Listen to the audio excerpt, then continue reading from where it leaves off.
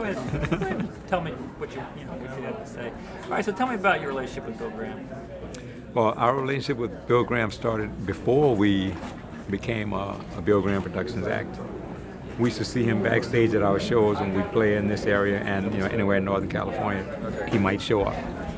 And we thought, well, he's just a fan, but I think he was watching us. Tell me about how he used to talk about his Neville pill. Well, yeah, I think that was it too. Back then, he would come to the shows and get his Neville fix, because he really liked the music. He really felt the spirit of the music, and that was one of the things he told us when he began talking with us about joining BGP. Is there something special about being here in the Fillmore when it reopens? Yeah, there really is. Well, first of all, I've known about the Fillmore since the 60s. I used to go to the Fillmore in New York, the Fillmore East. And didn't get a chance to come here until we played here. I don't remember what the year was. We started playing New Year's Eves here. And that was my first chance to visit here and see all of the great reminders of all the historic events that have happened here. So you have played in this building before? Yeah, we have. In fact, we were the last act to play here before the closure, when there was the fire next door. The opening band had played, and we had just gone on stage. It just told us time to go. We'd gotten on stage, and we had just starting the first number when the fireman said we got to evacuate. The smoke was coming in from the fire next door. We were in the dressing room watching them fighting the fire from the roof of this building and from around in the back. And they said, well, it's not going to get to this building, but the smoke did. That was the. I think you stopped this a second. That was. Okay. Yeah, well, we were the last time we played here, or almost played here rather, was the last performance that happened here before the place closed, because the People's Temple next door was burning. And it was a really big fire, and the firemen were fighting the fire from the roof of this building, and we were in the dressing room watching the flames and watching them work. And the opening band went on. They called us and told us it was time to go, so we ran down, got on stage, and just as we were beginning the first number, the firemen told us they had to evacuate the place because of the smoke. Was there something special about the way Bill Graham would put together acts that nobody else thought to put together? Where he would put B.B. King on with Steve Miller. Just the most eclectic sorts of groups put together. Is there something special about Bill, the way he did that? Why do you think he did that? Well, I thought it was really great that he did that. And tell me, they're not going to hear my questions. Let me interrupt you. Okay, yeah, okay. I think the fact that Bill Graham put on the shows with really what seemed to be different types of acts was really great, because my interest in music and my understanding of music is that it's all the same. That there are stylistic differences, but the music is music, and if it's spirit music, it's even more the same. And I think that to put together an act that's labeled a jazz act with an act that's labeled a blues act with an act that's labeled a rock act, and have an audience that can enjoy all of them is an indication of the reality of the fact that the music is all the same. Great. Is there something special about being the first act to play here in the newly restored Fillmore? Yeah, really. I think since we were the last act to almost play, I think that it's fitting that we be the the first act to participate in the reopening. Okay, give me that one more time, if you will. Okay. Yeah, I think since we were the last act to almost play, I think it's really fitting that we be the first act to participate in the reopening. Terrific. Good. Everything good? Good? Thanks. Okay, so tell me about when you used to come to the Fillmore as a kid.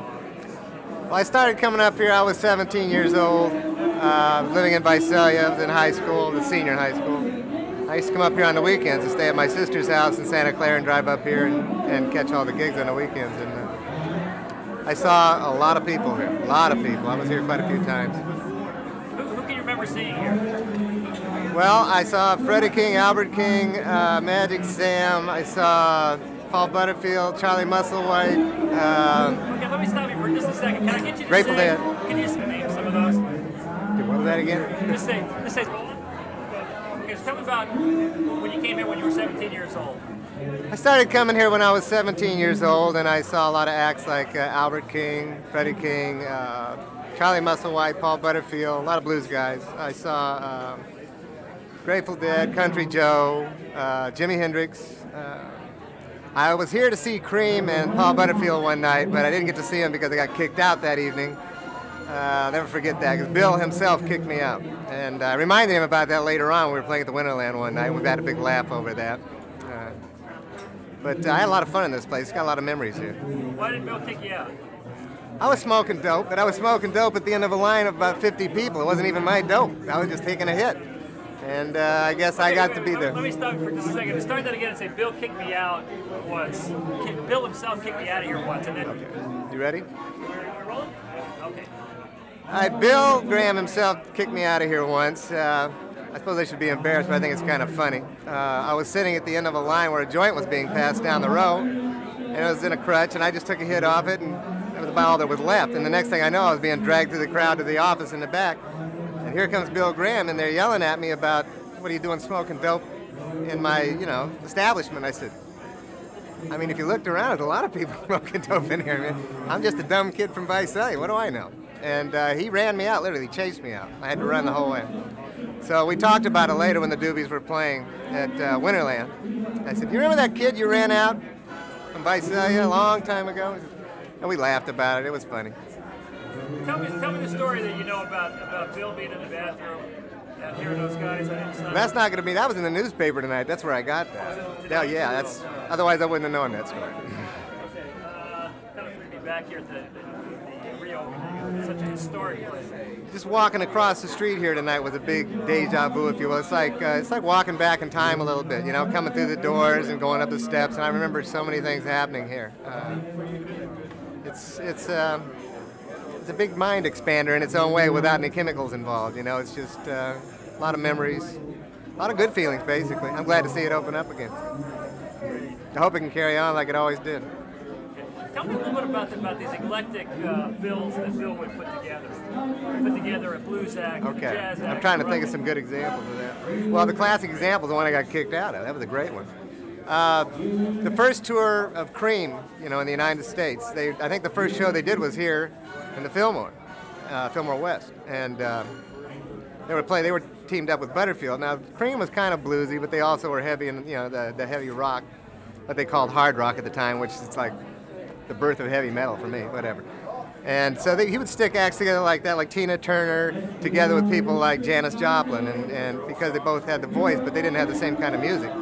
She was with Big Brother and the Holding Company, which is a totally different kind of music. And people like, if you want to go back a long ways, Moby Grape, Jefferson Airplane, teamed together with people like Muddy Waters. You get these big clash, but they didn't clash, they worked. It worked real well. So it was neat. Great. Okay, good. You all right? Okay, so tell me about the first time you were in the film. Well, let me just tell you the time I remember, because I was, they don't call me a temple of accumulated error for nothing. I was in this body cast from my nipples to my knees, and it was painted blue with stars all over it, and it was the all-star cast, and the Grateful Dead was on, and they brought me in a stretcher. Bill was beside himself. I think they lowered me under the piano or something. He couldn't believe it. And it's really nice to be there, be here now in one piece, and so I'm the true example of what goes around comes around. Tell me about Bill Graham. Well, Bill was just a teddy bear, a sweet teddy bear who I adored, and my good friend. And he never yelled at me except one time. I think it was, we got to go all the way back to the US Festival then, which some people call it the Dust Festival. And I had asked him about picking up the trash, because I was emceeing part of the show there. And I wanted to get the trash picked up before it got dark. So Jackson Browne finished his set, and I just grabbed the mic and got garbage bags passed out to the audience and got them to pick up the trash. And I was feeling really smug, you understand. And oh, what an amazing thing I just did with a little help from my friends. And Bill comes up the runway with Killer, and he looks at me and says, "Who told you to do that?" I said, "Well, you did, Bill." And he said, "Yes, but he was going to do an encore." And Killer looks at me and says, "Don't ever with a show." And I thought, oh my God, I've blown it. And I go up to him the next day and I say, "Bill, are you still mad at me?" And he says, "My rage is only for the moment, my friend." What was the most memorable?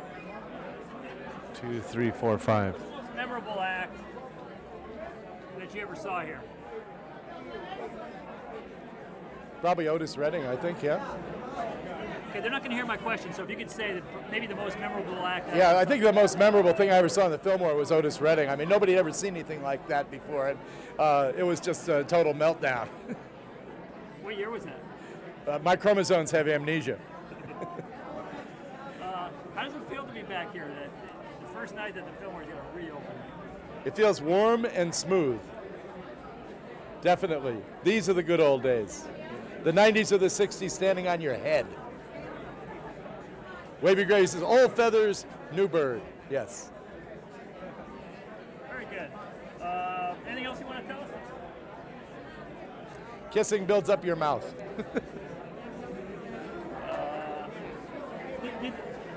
Is the Fillmore going to have a new incarnation? I mean, tomorrow night the Smashing Pumpkins are going to be here. Well, not only the Pumpkins, but Ry Cooder and David Lindley, you know, so it's a nice eclectic mix. You know, and that was the thing about the Fillmore and Bill booking the Fillmore, is he'd take a little strawberry and a little banana and squish it together, a little chocolate and a little pistachio, you know, like John Lee Hooker and canned heat or something like that, you know.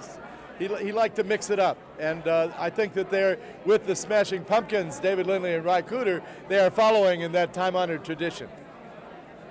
Terrific. Great. Thank you very much. Certainly. You were too young to ever have played in this building. Well, you know, I never knew that this place existed until recently, and I used to play at the other Fillmore West, the Carousel Ballroom, and I was, you know, became friends with Elvin Bishop here in the city. I used to come up and play with him when I was about 13, and he introduced me to B.B. King, and I played with B.B. King there. And I had some great jams in that old place when Bill Graham was around, you know. Bill was like my second dad. The time he would take me around in there, you know, because I was like some little kid, you know, I didn't belong in there somehow. But I did musically, but the other side of it was a little young.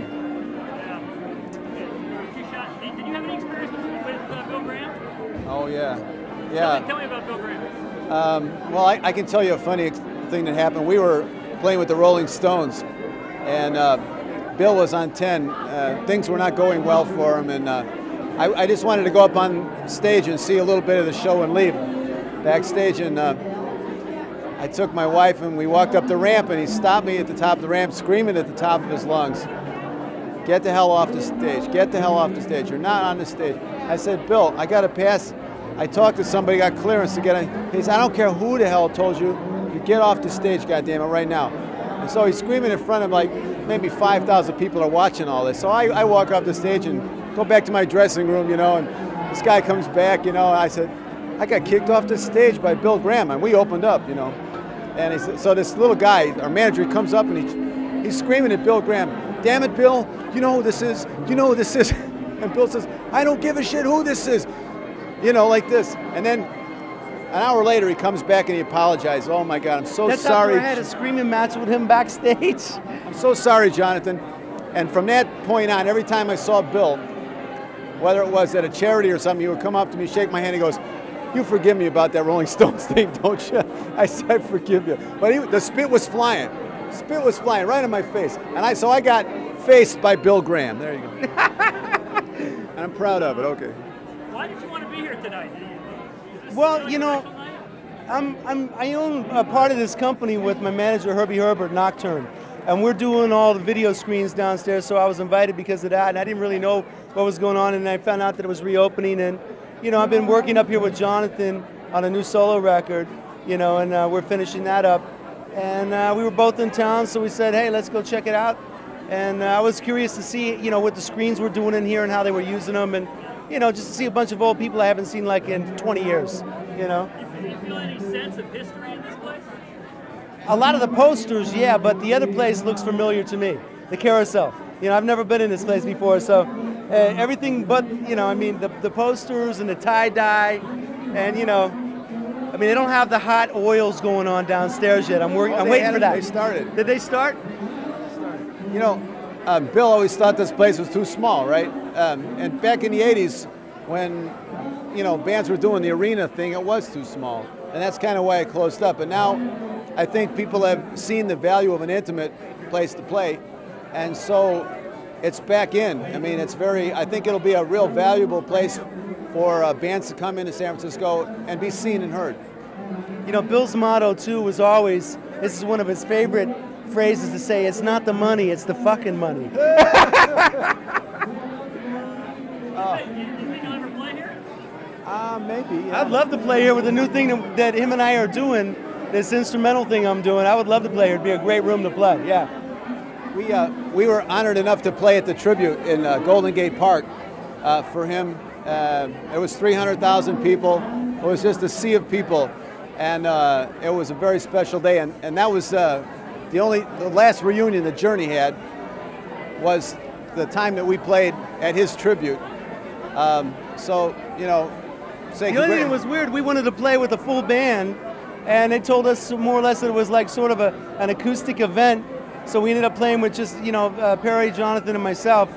And then, you know, we get out of the limos and we get in there, you know, to the gig, and I'm hearing like this ripping guitar, ripping drummer, and I'm like, what the hell is this? You know what I mean? It's a Grateful Dead show. Yeah. What does it feel like when you look around, you see guys like Wavy Gravy and guys from Quicksilver? Coolest. It's the coolest. The Bay Area has become a classic, you know, place to live. It's one of the best places in the country to live, and now we have true classics living in our area. I mean, you go to the Bammies last year, you saw some, you know, real all-star people. I mean, Neil Young's here, and, you know, you go on and on and on. But, so I think it's great, really great. Great. It's a wrap. Ow!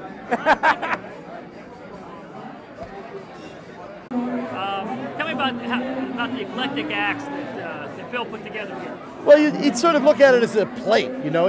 He'd like to have a little steak and a little potatoes, like little Muddy Waters and a little The Birds or something, you know. A little chocolate and a little strawberry, and like the Airplane and John Lee Hooker or something, you know, and mixing it up. And this started our appetite for eclectic tunes, which began to surface on the FM dials, which.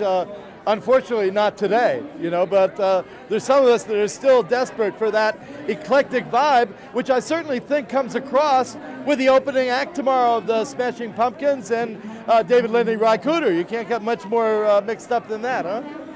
Okay, good. And then the other thing was, tell me again about how the 90s or the 60s is upside down. Oh, yeah, well, no, I say these are the good old days. The 90s are the 60s standing on your head.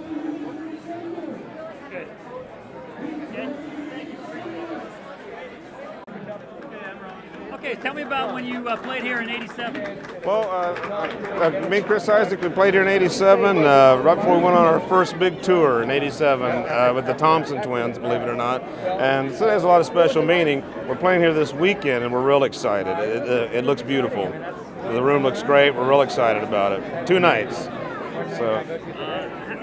How did you and Bill Graham get along? Well, I didn't know him all that well, but you know, he took care of us so well. When we played the Warfield, I saw him. He bust his own tables. I was impressed. You know, he did everything. He took so good care of us. Everything ran like it was supposed to on time. That's an amazing thing, believe it or not. You get any sense of history being in this place tonight? Looking around, you see Wavy Gravy. Well, look at these posters. I mean, they're wonderful. Yeah, very much so. Very excited about it reopening. Yeah, I mean, look at the bands.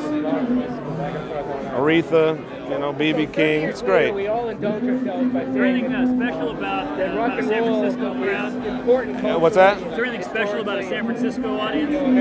Yes, they're one of the best, if not the best. I have to say that. I live here, but Okay, give me that again. They're not going to hear my question, so if you could say San Francisco crowds. Well, San Francisco crowds are the best. I have to say that because I live here, you know. Great. Very good. Thank you. All right, thank you. Which was like Avalon and Fillmore combined, sort of. We tried to do the best of both worlds and got away with it for a while, but then we had to take care of business, and nobody wanted to do that. Okay. We opened the Warfield before Bill. We got an out-of-town promoter. And then once he saw that we were successful, he went in and bought that. And we opened, not opened, but what's that? What was that? The old Waldorf and X's. And Bill bought all those. And the Carousel, and Bill bought that. And he would never stop. Can you remember the first time you played in this building? No. I've played in this building 100 times. First time was just another gig on the list. I mean, all the gigs everywhere in San Francisco, from the Park to the Matrix to the Avalon to the Longshoremen's Hall to Republican conventions, actually, we even played. We're all just insane, which was de rigueur for the day and equally containable mentally for most of us, more often than not. It was our regular day. It's sort of quiet and boring now, really, comparatively. Was there anything more special about this place than any of those others? It had its own Fillmore thing, yeah. It has a definite atmosphere. The Avalon had its thing, whatever you want to call it. They were different, but they complemented one another. How would you characterize that? What it was like to perform at Fillmore? Well, you didn't perform. You were sort of just other people doing things at the party that were interesting, hopefully. I mean, the audience was often much more interesting than most of the bands that took the stage at the Fillmore on any given night. And that Grace used to say the stage is good to be in a band. The stage was the least crowded place at the party. And you could see who was here, who you wanted to talk to later, and where they were, and how to get there. So it was just madness, chaotic mental madness, induced, self-induced madness. Is there any special feeling about being back here and seeing it reopen? Oh yeah, everybody's been encouraging them to do this for a long time. And Bill started it while he was alive, and is just carrying through on that. I was saying if Bill had been here, he probably would have bought the lot next door, built another building and doubled the size, just to get 2,000 in instead of 1,000.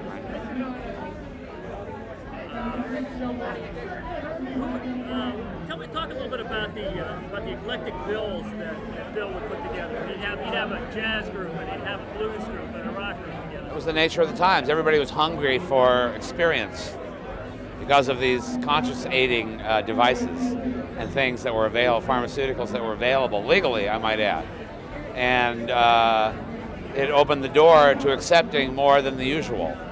And there would be an exchange between Bill and a lot of the people in a lot of the bands of who can I book, who would be interested, who do you know that's interesting? And we'd say, well, try that, and this over here, then. B.B. King is really good, and you know, that kind of stuff. So he would take that into consideration and put bills together, and it came out as it came out. But again, the point was not who was on stage, really. You came to the Fillmore or the Avalon as a place to go to see what was going on. Maybe half the time would you pay attention to the stage. You know, it's like this. Well, tomorrow they got the Smashing Pumpkins and Ryan Cooder. Do you think that'll play these days? Well, we shall see, won't we? It is a completely different era, but it's small enough to draw, I think, where it's not a problem.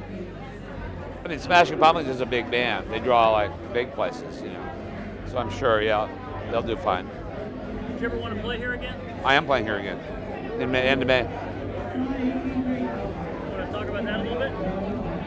I would think it would be expected, as long as I'm alive and functional and not drooling or forgetting my name, wandering off to the beach somewhere.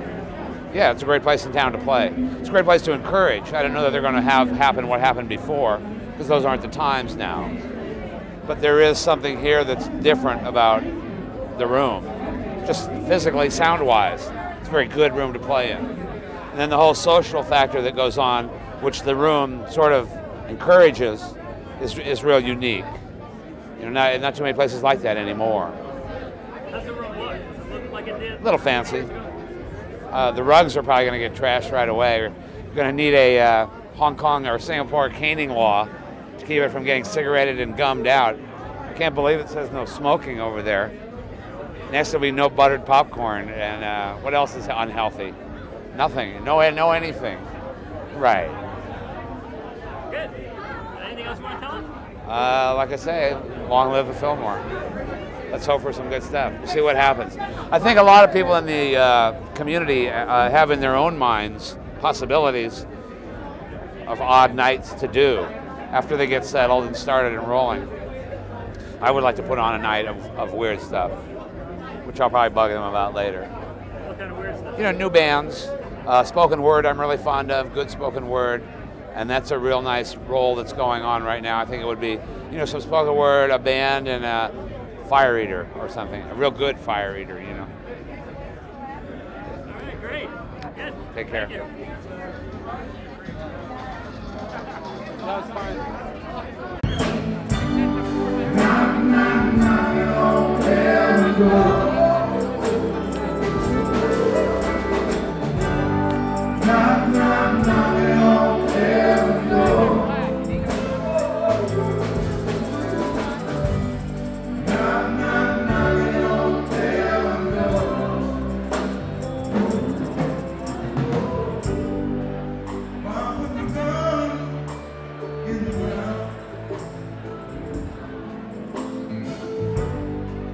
I can't see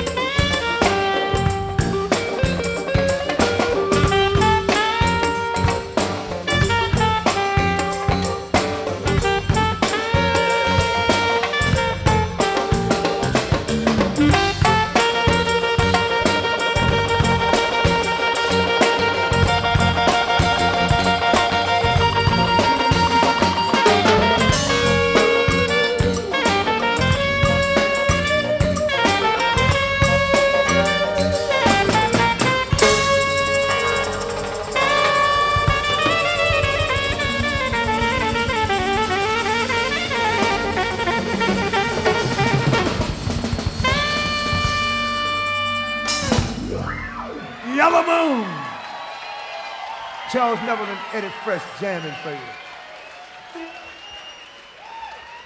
That was from the pen of Brother Aaron Neville. Right now we're going to share with you the blessing of the voice of our brother Aaron Neville.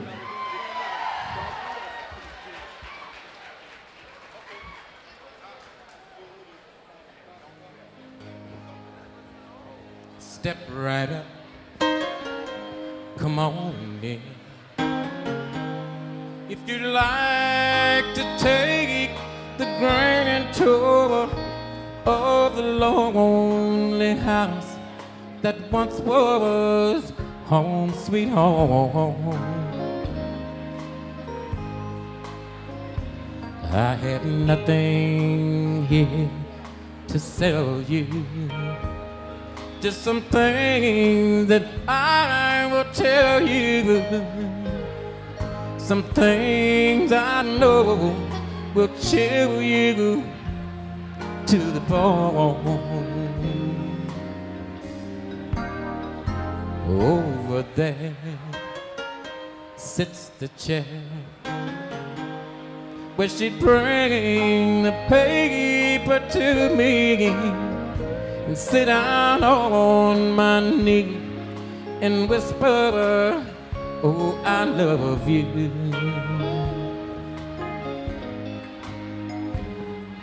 But now she's gone forever, and this old house will never be the same without the love that we once knew.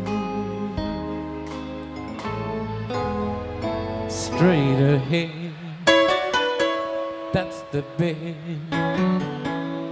where we lie and love together, and Lord knows we had a good thing going here. See her picture on the table, don't it look like she'd be able just to touch me and say, good morning, dear. There's her rings, all her things, and her clothes are in the closet where she left them when she tore my world apart. As you leave, you see the nursery. Oh, she left me without mercy, taking nothing but our baby in my heart. Step right up, come on in, come on in.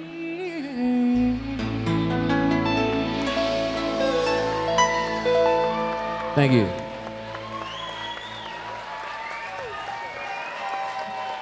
Thank you.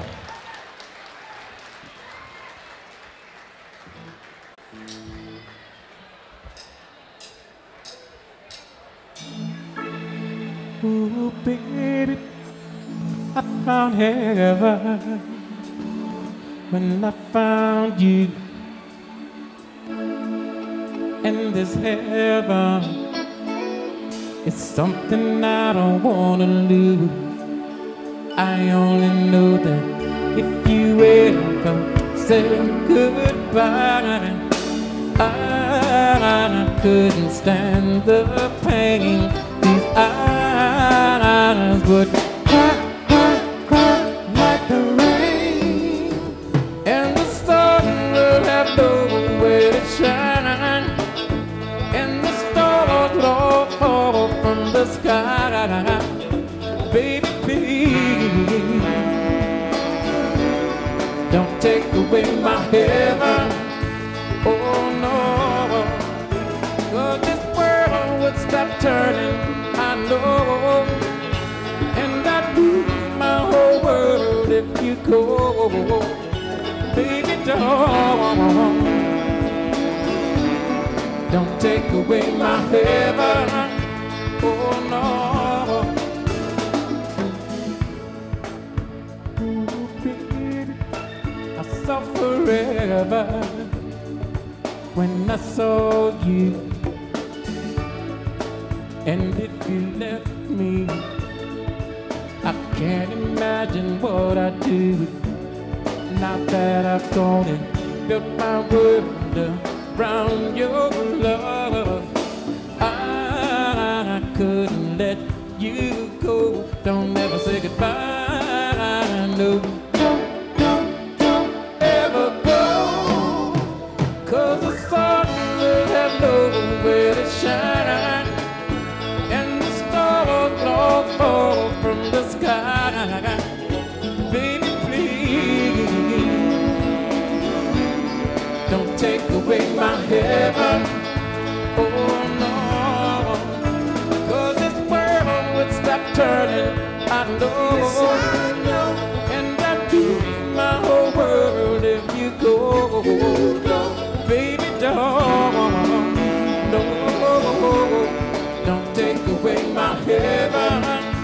Oh no, 'cause you might as well take away my life from me. What good would a life without you be?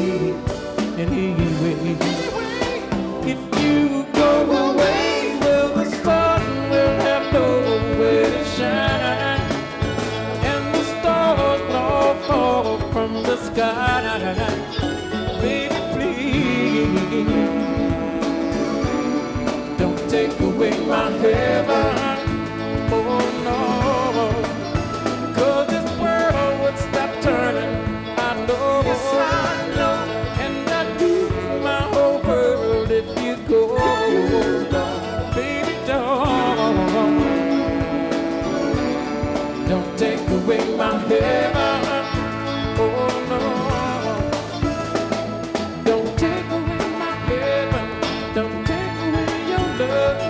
Don't take away my world. 'Cause baby, I need your touch. Baby, don't take away my heaven. Oh no, don't take away my heaven. Oh,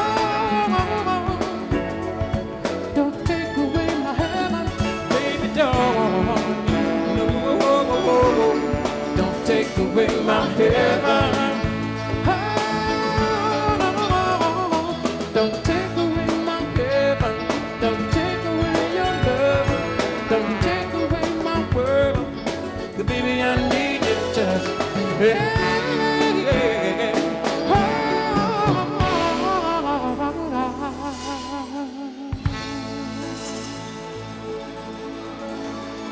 Thank you. Merci.